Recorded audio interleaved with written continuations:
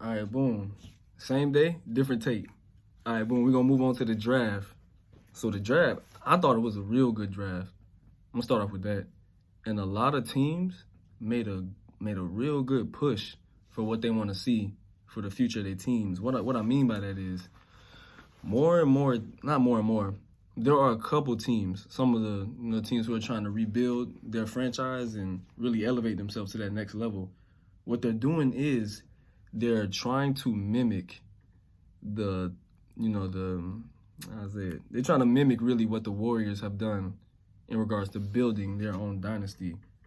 A few teams are just in that spot where they're not looking for a star over here, a star over here to bring into one team as we've been seeing as of recently in this era.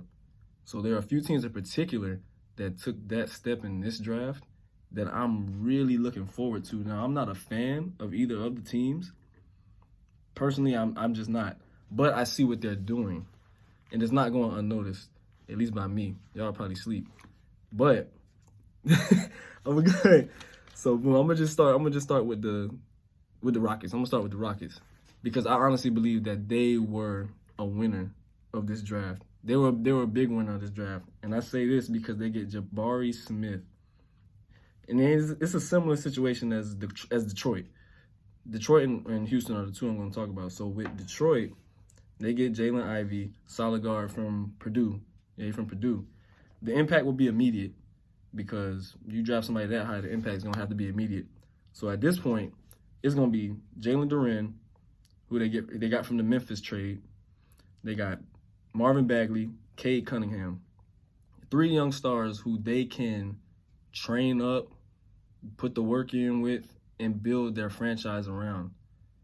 Similar to how the Warriors started, their whole dynasty thing. They weren't out looking for a play over here, looking for a play over there. They drafted their guys and formulated this dynasty that has captured 4 championships, 4 good championships, real organized. The teams that they had during those championship runs were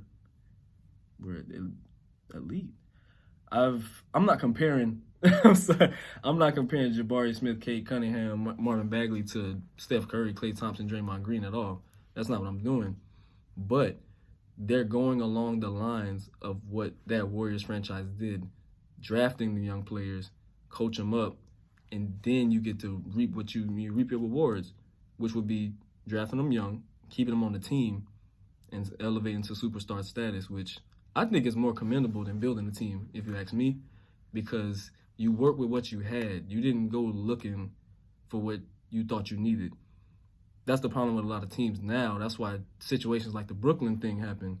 You get KD, Kyrie, Harden on the same team, superstars, Hall of Famers, all 3 of them.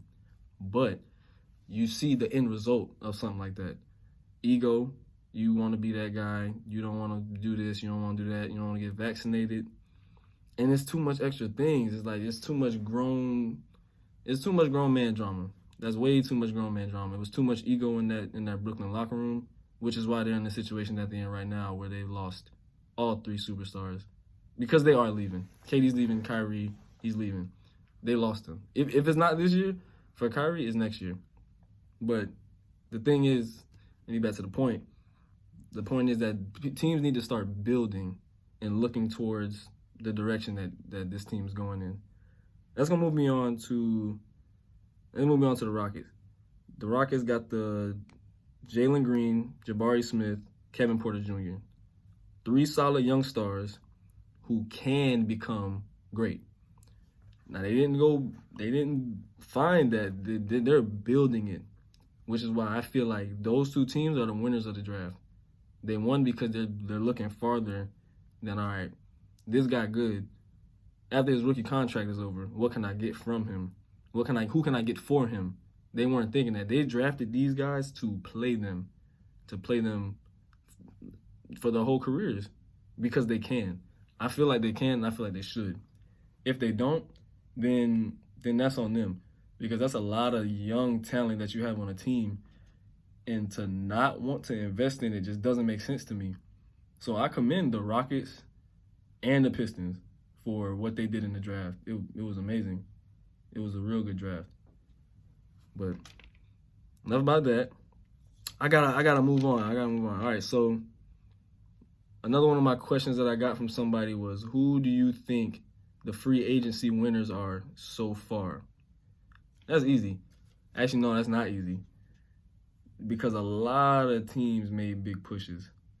Big pushes. As I stated before, Minnesota, the Clippers, they made some big moves, the Celtics. And it's hard to say because all those moves are big. All those moves are big. But I'm going to have to shine the spotlight on the Hawks. I say that because they get DeJounte Murray and made that backcourt elite. That backcourt is so crazy right now. Trae Young finally got some help. It's definitely going to be a different Hawks team. I believe so. Because I like what the Spurs did. That's real commendable by the Spurs because if you kept up with it, the Spurs actually let DeJounte go. Not because they didn't think he was, Spurs worthy and nothing like that. They actually didn't want to waste his career, which is what we see a lot of. Particularly me, I see it. A player will be on a good team, be on a bad team most of their career, waste all their time there, get up in the age, try to go somewhere else, and body just not moving the same. You wasted all your youth on a team that wasn't trying to get anywhere. So I have to compare it to Damian Lillard. He wants to stay in Portland.